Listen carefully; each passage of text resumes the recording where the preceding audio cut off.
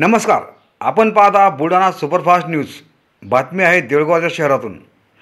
विद्येविना मती गेली, मतीविना नीती गेली, नीतीविना गती गेली, गतीविना वित्त गेले, वित्तविना शुद्ध खाल्ले इतके अनर्थ झाले एका विद्येने केले।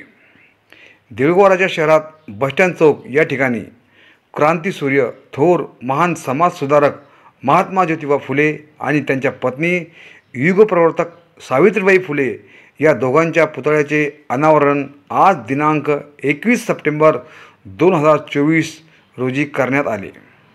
सविस्तर बातमी पुढील व्हिडिओमध्ये बघूया।